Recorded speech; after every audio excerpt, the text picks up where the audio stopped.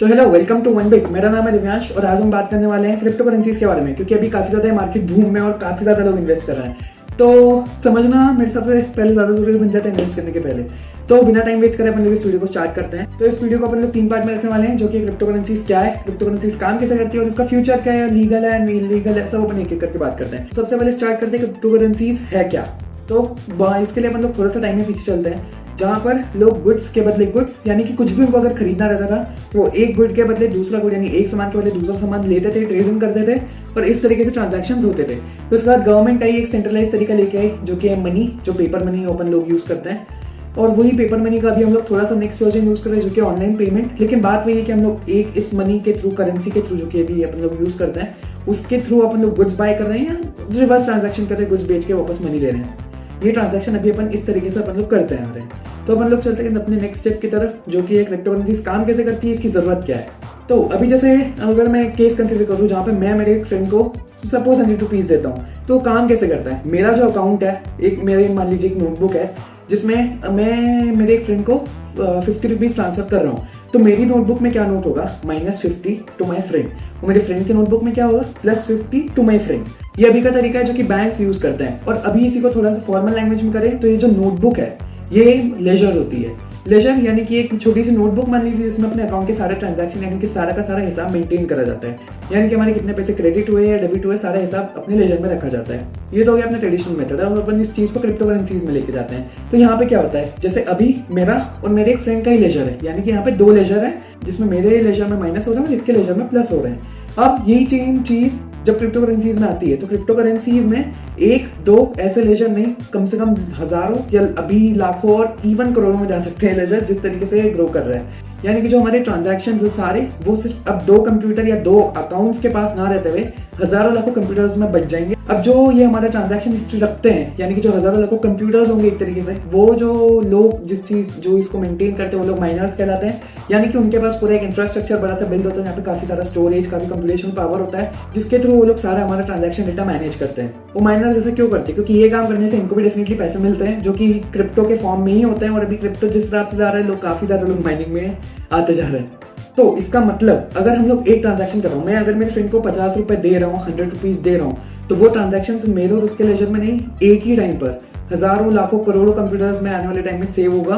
और हम लोग समझते हैं कि ट्रांजैक्शन होगा कैसे। जब मैं मेरे अकाउंट से अगर मेरे फ्रेंड के अकाउंट में पैसे डालूंगा, तो मेरा एक ब्लॉक बनेगा, मेरा नाम, कितना अमाउंट मैं ट्रांजैक्ट कर रहा हूँ, क्रेडिट कर रहा हूँ या डेबिट कर रहा हूँ, और मेरा लास्ट ट्रांजैक्शन हिस्ट्री, यानी कि ये अमाउंट मेरे पास एक तरीके से ओरिजिनेट कैसे हुआ, ये तीनों डिटेल्स मिलकर मेरा एक ब्लॉक बनेगा।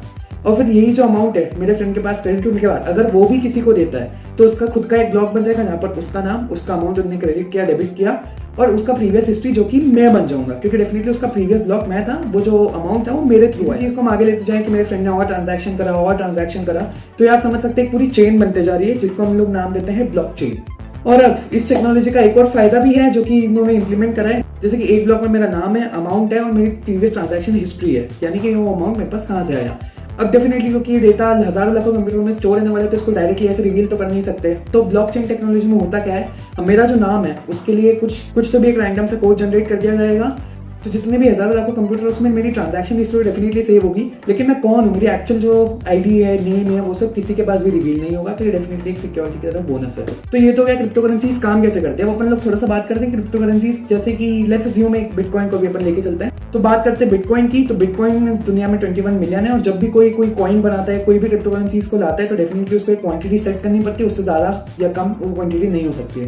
तो डेफिनेटली फिक्स्ड क्वांटिटी अगर है तो उसकी वैल्यू वेरी करेगी डिपेंडिंग अपॉन द डिमांड। जैसे कि एक टाइम पे अगर काफी ज्यादा लोग इस चीज को बाय कर रहे हैं, यानी कि एक टाइम पे अगर बिटकॉइन पे काफी ज्यादा लोग बाय कर रहे हैं, तो एक बिटकॉइन की वैल्यू जंप कर जाएगी। और इसका अगर उल्टा केस होता है, एक टाइम पे काफी लोग नहीं बाय कर रहे हैं या उल्टा सेल कर रहे हैं, तो उसकी वैल्यू डाउन हो जाएगी।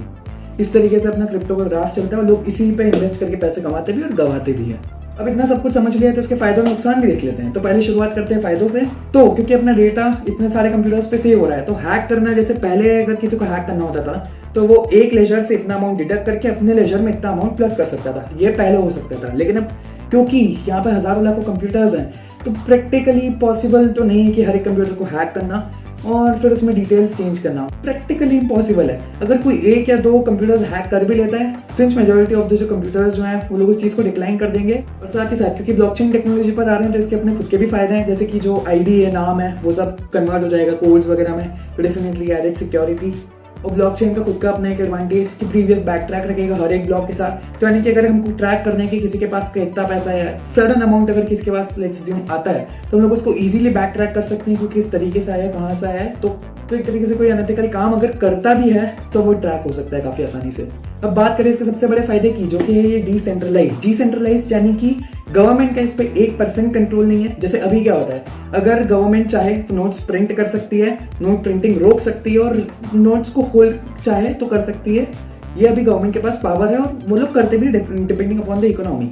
और इसी चीज़ का रिजल्ट होता है फिर हम लोग देखते हैं कि रेट्स या तो बहुत ज़्यादा बढ़ रहे हैं, जो अपन लोग कहते हैं महंगाई बढ़ रही है, वो चीज़ें रिजल्ट इसी के लिए होती है कि गवर्नमेंट या तो नोट प्रिंटिंग बंद कर रही है, एक्सेस कर रही है, जो भी होता है एक तरीके से देखा है तो जो कंट्रोल है वो गवर्नमेंट के पास। इसमें ऐसा कुछ नहीं है क्योंकि डेफिनेटली 21 मिलियन अभी अपन बिटकॉइन को लेकर चल रहे हैं, 21 मिलियन बिटकॉइंस अभी हैं, तो डेफिनेटली डिसेंट्रलाइज ही हो गया ये, क्योंकि किसी के पास कंट्रोल नहीं है इस चीज़ को ऊपर ले आने का, नीचे ले आने का।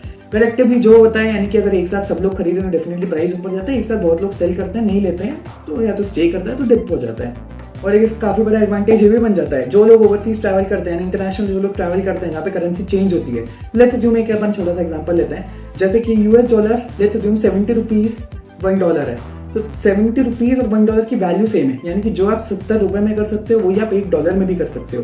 लेकिन अगर कोई जाता है इंटरनेशनल मार्केट से खरीद के कुछ लाता है तो डेफिनेटली आपने देखा होगा लोग कन्वर्ट करके देखते हैं कि इतना अमाउंट इतने में कैसा होगा। अब वही चीज़ अगर क्रिप्टो करेंसीज में तो चेंज रहेगी, क्योंकि एक चीज़ की आप एक क्रिप्टो वैल्यू, यानी कि अगर हम बिटकॉइन एज्यूम करके चले, आप एक चीज़ की एक बिटकॉइन की वैल्यू अगर आप सेट कर दो कि इस चीज़ की वैल्यू इतने बिटकॉइन है, तो हमको कन्वर्ट करने की जरूरत नहीं है, क्योंकि हमें पता है कि इंडियन करेंसी में एक बिटकॉइन की वैल्यू क्या है। फॉरेन करेंसी में उन लोगों को पता होगा कि उनके एक बिटकॉइन की वैल्यू कितनी है। तो जो अभी हम लोग कन्वर्ट करके देखते हैं वो सारा काम खत्म हो जाएगा। तो ये जो लोग इंटरनेशनल ट्रैवल करते हैं उन लोगों के लिए काफ़ी सही चीज़ है। तो बात करते हैं इसके डिसएडवांटेजेस की। तो जो अभी हमने पॉइंट बोला डिसेंट्रलाइज, इसका एक डिसएडवांटेज ही बन जाता है। क्यों? क्योंकि जो गवर्नमेंट है, अगर हम एक 10 रुपीज़ का नोट लेके जाते हैं तो गवर्नमेंट उसको सर्टिफाई करती है, गारंटी देती है कि उस 10 रुपीज़ की कुछ वैल्यू है। लेकिन अब क्योंकि डिसेंट्रलाइज है, यानी कि इसकी कोई गारंटी नहीं देगा।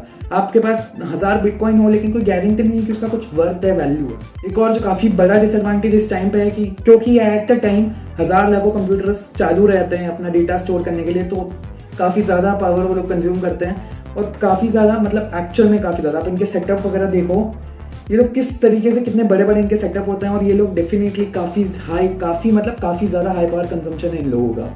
तो डेफिनेटली एनवायरमेंट के लिए एक थ्रेट है, हार्म है, ऑल्दो हम इस चीज़ को रिन्यूएबल रिसोर्सेज के थ्रू कवर कर सकते हैं। तो बात करते हैं इसका फ्यूचर क्या होने वाला है। जैसे हम लोग अभी नॉर्मल ट्रेडिशनल पेपर नोट्स या यूपीआई वगैरह को यूज़ करते हैं, अपनी रेगुलर करेंसी को यूज़ करते हैं, इसकी जगह हम लोग स्विच कर सकते हैं क्रिप्टो करेंसीज के ऊपर, जो कि काफ़ी ज़्यादा एडवांस भी है, क्योंकि हमने एडवांटेजेस देखे, हैक नहीं होना, ये सब चीज़ें, सारी चीज़ें उसका प्लस पॉइंट बन जाती है।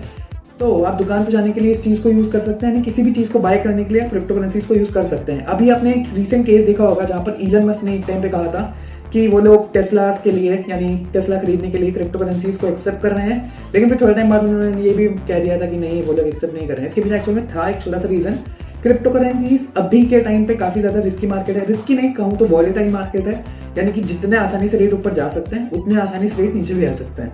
तो यही रिस्क है कि आज के टाइम पे अगर कोई 100 बिटकॉइन लगा के कोई टेस्ला अगर खरीद के लाता है और जिस टाइम तक टेस्ला कंपनी उसको एक्चुअल मनी में वापस कन्वर्ट करके, हो सकता है उनको फायदा भी हो, फिर भी हो सकता है उनको नुकसान भी हो। तो इसलिए रिस्क कवर करने के लिए क्रिप्टो करेंसीज को वापस हटा दिया। और सिर्फ टेस्ला ही नहीं, माइक्रोसॉफ्ट वगैरह और काफ़ी सारी बड़ी कंपनियों ने पहले चालू कर दिया था, उसके बाद उनको रियलाइज हुआ कि नहीं, प्रैक्टिकली पॉसिबल नहीं और रिस्क ज़्यादा है, तो उन्होंने फिर वापस से बंद कर दिया।